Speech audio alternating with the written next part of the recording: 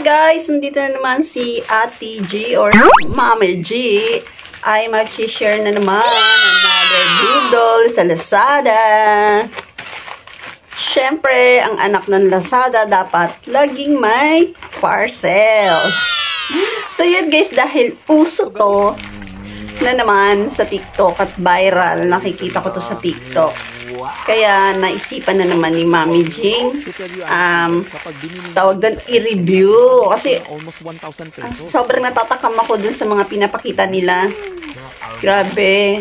Favorite ko pa naman yung mga kutkutin, lalo na pag may mga nuts. Kaya titingnan natin kung worth it ba ang ating biniling nuts.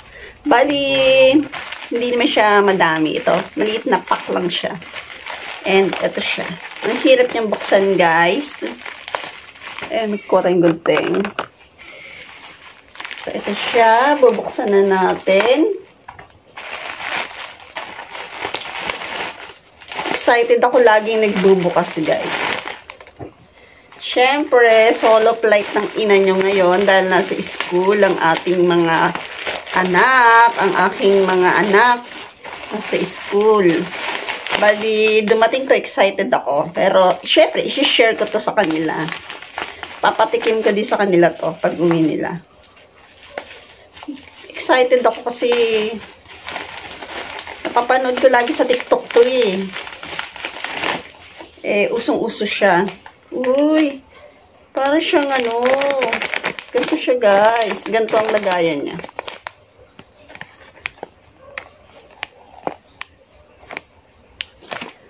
Yun, marami nga siya.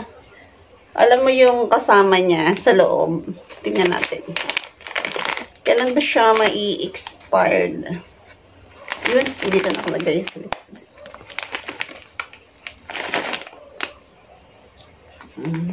2024 pa siya.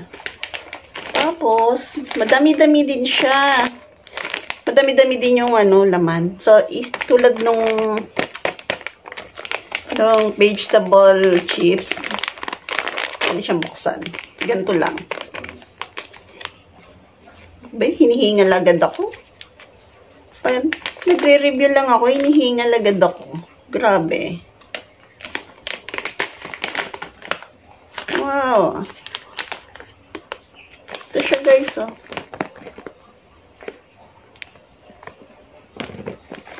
Tapos papakita ko sa inyo yung laman.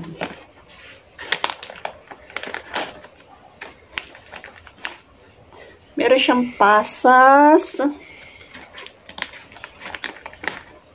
Uy. Meron siyang nuts.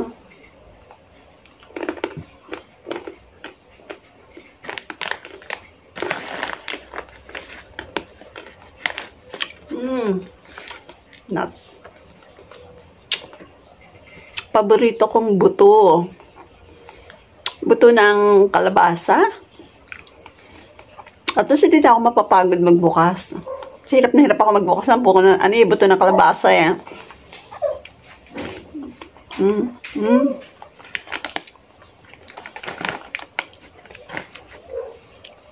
Ito, ano to?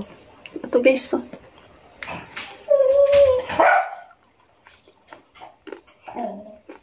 Buto ng kasoy.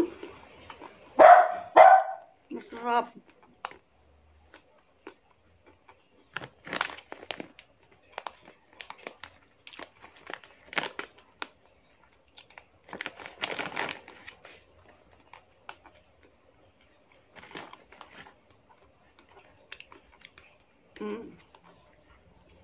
Kasoy.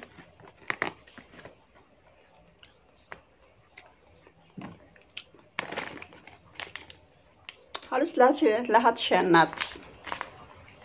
Natuwa ako sa buto ng kalabasa, guys. Kasi favorite ko yun, kaya lang hirap na hirap ako magbukas. Dito, hindi na ako mapapagod. Tapos may mga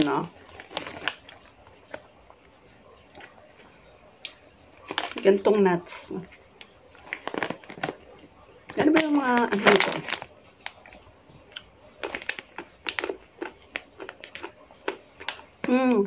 Ang ingredients niya ay walnuts,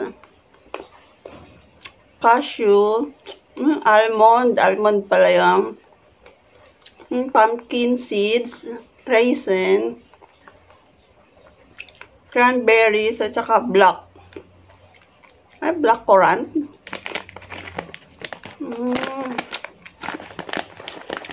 Dalawa pala, isang raisin, tsaka isang blackberries.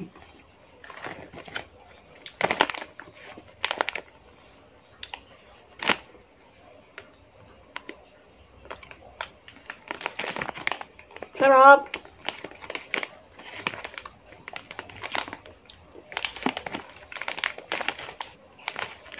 So yun guys, 9/10. 9/10 to guys.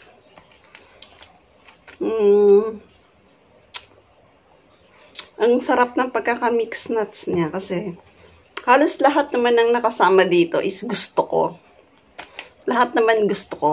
Gusto ko ng walnuts, gusto ko ng almond, gusto ko ng cashew, gusto ko ng ito yung pasas. Super sarap niya guys. Kaya totoo ngayong nakikita ko sa sa TikTok na masarap siya. Kaya guys, sana nagkaroon kayo ng idea dito sa aking na-review. And so dami naman yan laman guys. Tapos matagal na kanyang sa next year pang expired. Siguro naman hindi ito mauubos ng isang taon, kundi ngayon baka ilang araw lang ubos na to. Tapos yun, maganda ang packaging, sealed siya, tsaka mas bagay ito pag manonood kayo ng movie. So yun guys, hanggang dito na lang. At kung bago ka sa aking channel, click mo na yan. At syempre lahat ng mga magbabiral na food, lahat ng mga makikita ko sa TikTok ay aking i-review. Dahil mahilig ang inyong ina mag-review, mag-vlog at mag-challenge.